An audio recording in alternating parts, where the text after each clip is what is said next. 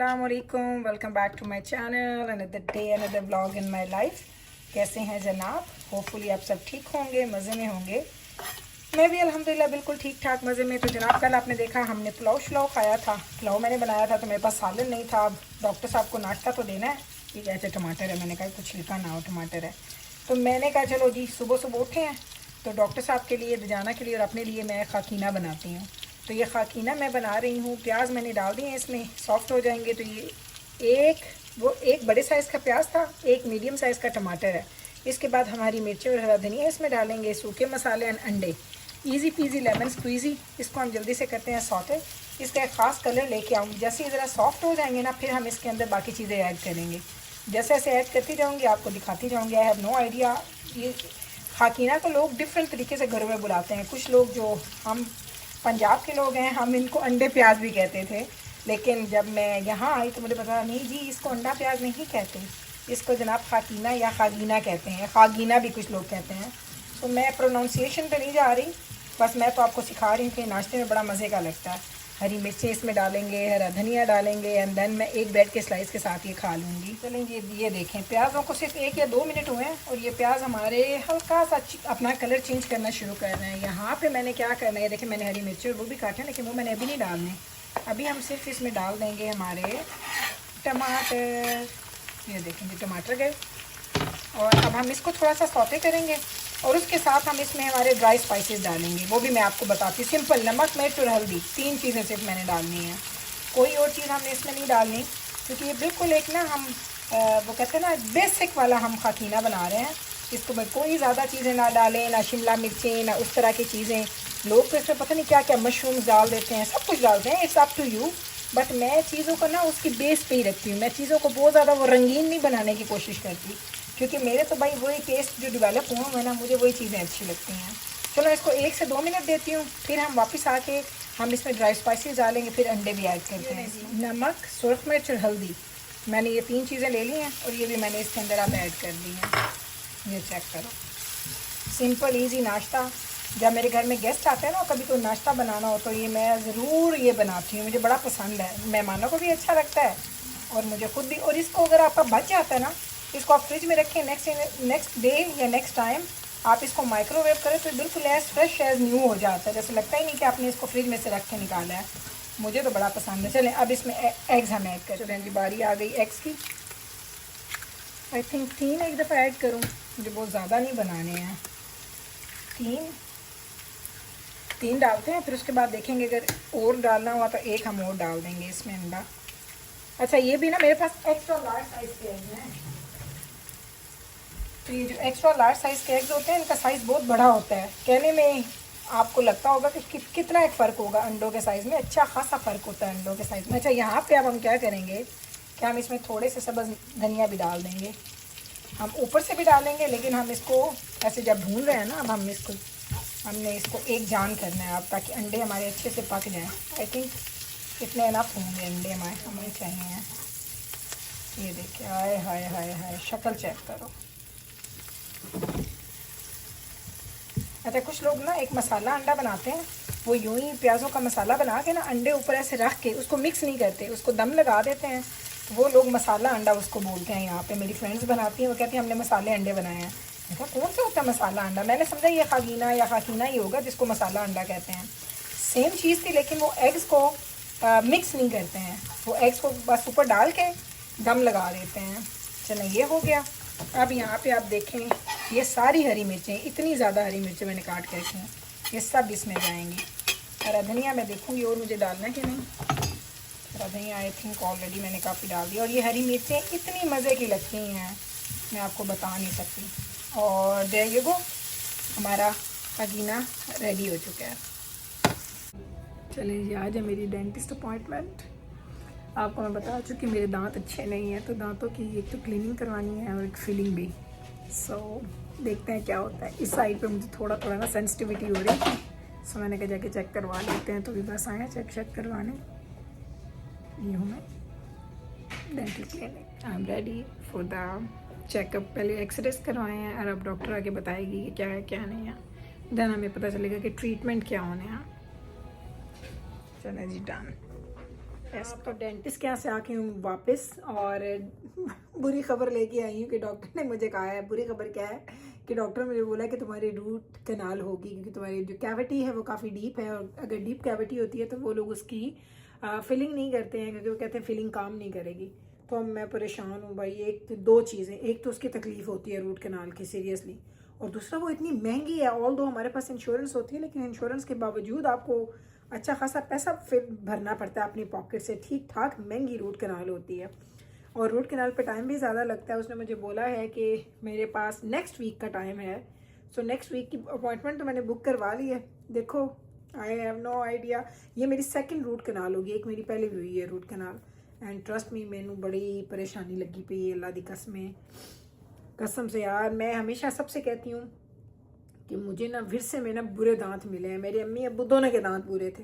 हर वक्त बचपन में ना मुझे हमेशा से वो कहानियाँ याद है। मेरे अब्बू को हर वक्त दांत में दर्द होता था, हर वक्त मेरे अब्बू को दांत में दर्द होता था, और बेचारे कभी कुछ कर रहे होते थे, कभी कुछ कर रहे होते थे, कभी लौंग रख रहे हैं, कभी डॉक्टरों के पास जा रहे हैं। तो हम लोग कहते थे अब्बू के हर वक्त दांत ख़राब रहते हैं। तो वो बात है। अब मैं आज गई हूँ ना, तो डॉक्टर ने मुझे बताया कि वैसे तुम्हारी माशाल्लाह तुम्हारे दांतों की हेल्थ बहुत अच्छी है, लेकिन एक रूट कनाल होगा एंड दो वेरी माइनर कैविटीज़ हैं, बहुत छोटी हैं। तो उसने मुझे बोला वो तुम चाहो तो तुम थोड़ा डिले करवा सकती हो। तो मैंने कहा नहीं नहीं नहीं, डिले नहीं करवाना, सब कुछ ना बस अभी साथ साथ कर दो कुछ ही टाइम के अंदर।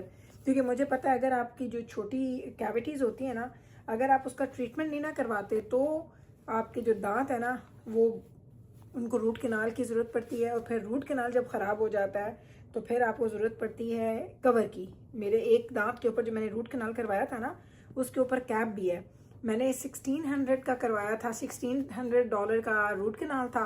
उसका 80% कितना होता है 1600 का? 80% हमारी कवरेज थी, एंड देन 20% हमने पे किया था, which was a lot, it's cheap नहीं था। मैंने वो करवाई रूट कनाल। मैंने कहा चलो भाई ठीक है, खैर है, फ्यू $100 दिए हैं और दांत ठीक हो गया। कुछ दिन हुआ है तो मेरी सेंसिटिविटी जाए ना। मैंने डॉक्टर को कॉल की, मैंने कहा भाई तुमने मेरी रूट कनाल भी किया तो मुझे तो सेंसिटिविटी जा ही नहीं रही।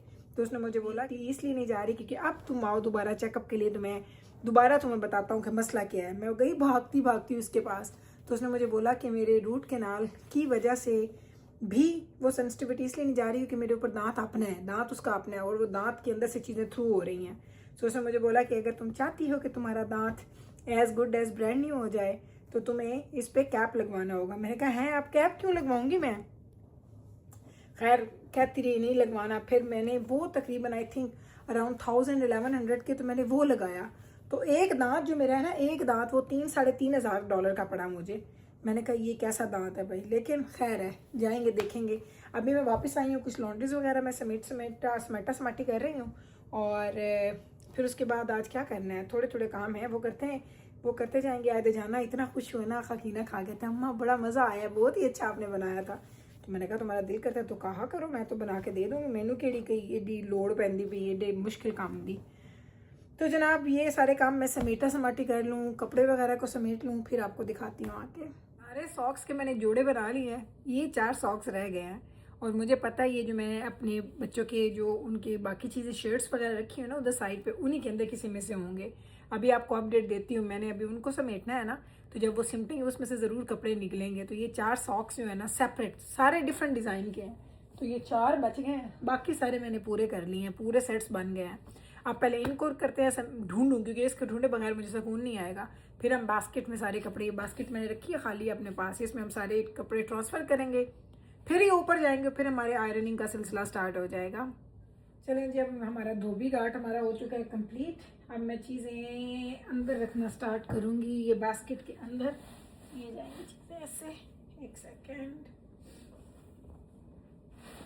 स्टेप बाय स्टेप सब के कपड़े जाएंगे अंदर, और ऐसे ही मैं पाइल्स निकाल के ना तो फिर मैं उनको आयरन करना शुरू कर देती हूँ। सबसे ऊपर मैंने दजाना का रखना, क्योंकि सबसे पहले उसके कपड़े इस्त्री होते हैं। पूरे घर वालों के कपड़े एक हफ्ते में कितने, और दजाना के देखें।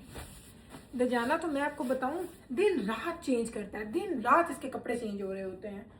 अब वो सारे एक सेट मुझे मिल गया, ये 3 अभी भी नहीं मिले, तो आई हैव नो आइडिया ये कब मिलेंगे। इसको साइड पे रखते हैं, इनको समेटते हैं, ऊपर लेके जाते हैं। लॉन्ड्री की सॉर्टिंग हो गई है डन, अब बाकी काम करेंगे। सीरियसली ये काम बहुत ज़्यादा होता है, इसकी मुझे टेंशन होती है, मुझे आधा घंटा लगे ये सारे काम करने में।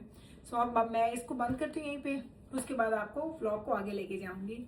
चलें जनाब, तो आज हम लोगों ने तीन चीज़ें बनाई हैं। इधर हम लोग बना रहे हैं जी स्टेक्स, यहाँ पे हम लोग बना रहे हैं चावल, क्योंकि चावल के साथ कुछ बच्चे स्टेक्स खाएंगे और कुछ बच्चे नान के साथ खाएंगे। और इधर हम आए तो हमने इधर आलू गोश्त का सालन भी बनाया हुआ है। ये बना पड़ा आलू गोश्त का सालन, ये आलू गोश्त का सालन। यहाँ पे रायते की तैयारी है।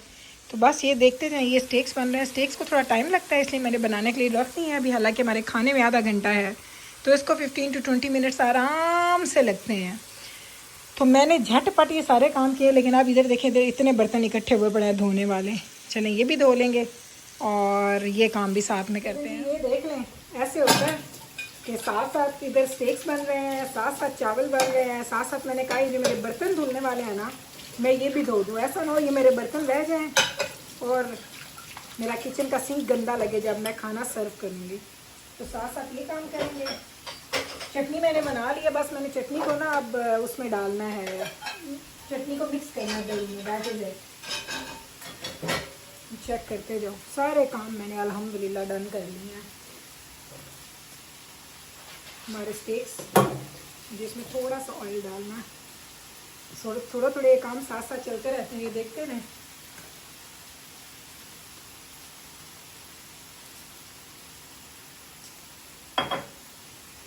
देखते जाओ आप लोग। इन्हों मैं कितने रखा तो तुहानू नज़र ना आवे। राइस हमारे बन गए हैं, सही टाइम पे हर चीज़ हमारी हो जाएगी तैयार और उसके बाद हम भी हो जाएंगे तैयार। चलो जी, ये लो, जैसे वेट कर दो।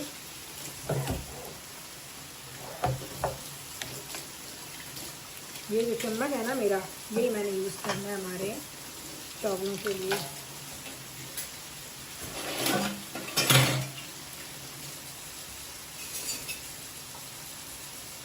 इतनी मज़े की खुशबू आ रही है ना, मैं आपको बता नहीं सकती, सीरियसली इतनी मज़े की खुशबू है।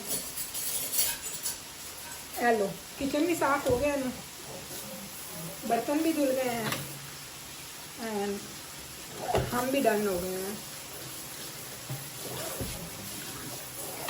आलू गोश्त बन गया, स्टेक्स बन गए, कुछ भी नहीं रह गया। अल्हम्दुलिल्लाह अल्हम्दुलिल्लाह। अब बस पेट में जाना है खाना। बैठे जाए,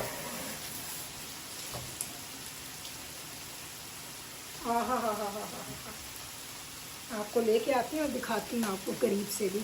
और ये नहीं, किचन हमारा डन हो गया। रात के हो गए 9:15 और अभी आपने देखा था मैंने स्टेक्स बनाए थे लाइव जाके, और यकीन करें यहाँ पे काफ़ी ज़्यादा मेस था, बहुत ज़्यादा मेस था। तो यहाँ पे मैंने क्या किया है, मैंने कुछ बर्तन धो दिए हैं, ये थोड़े से बर्तन रह गए हैं और ये क्यों नहीं धोए ये मैं आपको दिखाती हूँ। और अगर यहाँ पे देखें तो यहाँ पे मैंने सारा सेटअप किया हुआ था लाइव जाके, जो हमने स्टेक्स बनाए थे। एंड ये देखेंगे जो हमारी ग्रिल, एंड ये देखें ग्रिल के अंदर से मैंने इसकी प्लेट्स उतार दी हैं, इसकी सफाई कर दी है, इसके अंदर के पार्ट्स को मैंने धो के रखा है, वो भी मैं आपको दिखाती हूँ। तो ये आपको दिखाना चाहती हूँ कि मैं 8:15 बजे लाइव मैंने डन किया था।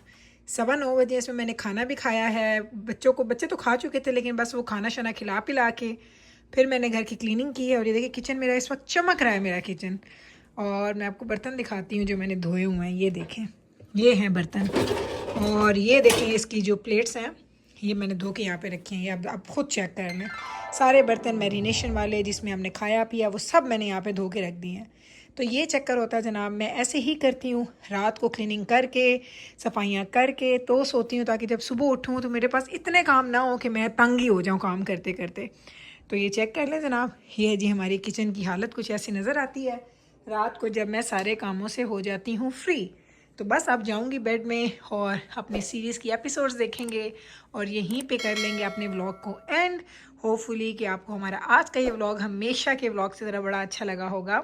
अच्छा लगा है तो कल फिर वापस आइएगा मेरे चैनल पे मुझसे मिलने। मैं मिलती हूँ आपके साथ सेम टाइम पे सेम चैनल पे एक और नए व्लॉग के साथ। तब तक रखें आप अपना ख्याल, मुझे रखें दुआ में याद। टेक केयर जी, अल्लाह हाफिज़।